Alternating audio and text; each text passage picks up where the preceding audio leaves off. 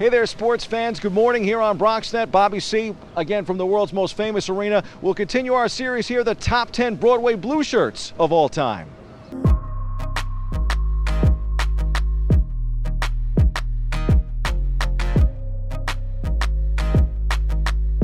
At number 10, winger Adam Graves. Graves was the heart and soul of the 1994 Stanley Cup champions. He's also a fan favorite because of his community work with children off the ice. He scored a then franchise record 52 goals in 1993-94, and his 280 career goals ranked third all-time in Rangers history. Two-time MVP, four-time winner of the Players' Player Award as voted by his teammates, five-time winner of the Stephen McDonald Extra Effort Award. Graves cracks a pretty tough list. And at number 9, a current Ranger but still a living legend, Henrik Lundqvist. He's been the name above the title on the marquee for over a decade on Broadway. Henrik holds every franchise goaltending statistical record. The Kings' 459 career wins and counting atop that list. The netminder won the 2011-12 Vezina. Before winning the trophy, he was nominated in each of his first 3 seasons and is the only goaltender in NHL history to record 30-win seasons in his first 12 campaigns. When it's all said and done, expect King Henrik to rise on this list. From one great netminder to another, at number 8, Ed Giacomin. November 2nd, 1975. The Garden fans rooted for the Red Wings, filling MSG with those chants against the Rangers 2 days after number 1 had been shockingly waived to Detroit. That deal almost overshadowed the goaltender's brilliance when he suited up for those elite Ranger teams in the late 60s and early 70s. He is third in club history with 266 wins and second with 49 shutouts. Keeping with the goalie trend, King Henrik, Eddie, and the great Mai Richter, who is arguably the best in franchise history. He takes the 7th spot on my list. 1994, as we know, would not exist without the goaltender's unworldly performance in Game 6 of the Eastern Conference Finals at the Meadowlands in what became his defining moment. His career was later sabotaged by a series of injuries, but I choose to remember him at his best. He had a spectacular 1995-96 and a brilliant 1997 playoffs in leading the Blue Shirts to the conference finals. He is second in franchise history with 301 wins. We move from the net to the defense, where this Rangers star from 1968 to 1975 was the best defenseman in the NHL not named Bobby Orr. For 8 seasons on Broadway, Brad Park was a swashbuckling, offensive-minded weapon who never minded dropping his gloves. Park scored 25 goals and recorded 82 points at 73-74, both at the time club records for a defenseman. He was elected to the Hockey Hall of Fame in 1988, and in 2017 was named one of the 100 greatest NHL players in history. Park earns the 6th spot. Coming in at number 5, Jean Rattel.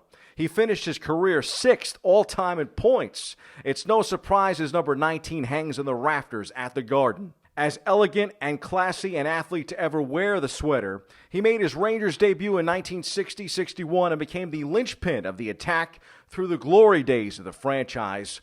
Jean scored 46 goals and recorded 109 points in 71-72, despite missing the final 15 games of the year with a broken ankle. He was voted Players' Player 4 straight seasons, beginning with 67-68, two-time club MVP, third on the all-time list with 817 points, and second with 336 goals. The epitome of a New York Ranger. Eddie Bathgate is one of the most feared sharpshooters in NHL history. He takes the 4th spot on my top 10 New York Rangers of all time. One of the best fighters of his time in an era when a team's best players were also often their toughest, and he had a lethal wrist shot and backhand and was an even more accomplished playmaker than scorer. He won the 1958-59 Hart Trophy after an 88-point season in which he scored a career-high 40 goals. He tied for the NHL lead in points with 84 in 1961-62, but the Art Ross went to Bobby Hull, who had 50 goals to Bathgate's 28. Nonetheless, he is 4th in all-time franchise goals, assists, and points. That leaves us with 3. Let's start with the most charismatic and well-known Ranger of his time, Rhod Gilbert. He comes in at number 3. Rhod scored a career-high 43 goals in 1971-72 when he recorded 97 points. He is the all-time franchise leader in goals, racking up 406, and in points with 1,021. Gilbert played his entire career with the Rangers, choosing to retire early in 1977-78 rather than perhaps join pals Rattel and Park in Boston. At number 2, the captain. Mark Messier is arguably the most significant player in modern franchise history.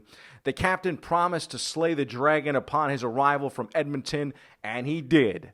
Number 11 made the guarantee heard round the world, which he miraculously backed up with that third-period hat-trick in Game 6 of the Stanley Cup Finals. He is second on the all-time career list for playoff points and regular season games played, and third for regular season points. More importantly, he's a 6-time Stanley Cup champion and the only player to captain 2 professional NHL teams to championships.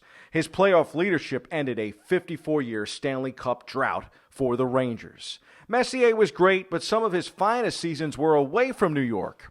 Our top spot on this list goes to a player who is not only the best defenseman in franchise history, but who had the greatest career as a Ranger in franchise history. Brian Leetch starred on Broadway from 1988 to 2004. He won the Conn Smythe in 1994 with a playoff-leading 34 points. The consummate puck mover and two-way weapon won the Norris Trophy in 1992 and in 1997. Leetch is a 2-time first-team All-Star and 3-time second-teamer. He holds franchise records for goals, assists, and points by a defenseman, and is second all-time in overall points. His 1,129 games in a Ranger sweater is second all-time. Man, oh man, do we miss hockey. We're looking forward to the return of the Rangers and the NHL. In the meantime, here's a check-in on sports that are still in action. Well, it seems there is one sport still in business. Kind of. Motorsport has found an alternative during the COVID-19 pandemic. Virtual racing is keeping sports fans occupied, from NASCAR to F1 to MotoGP and IndyCar. On Saturday, Sage Karam got the virtual IndyCar iRacing Challenge rolling. He won from pole in the American Red Cross Grand Prix at Watkins Glen International in upstate New York.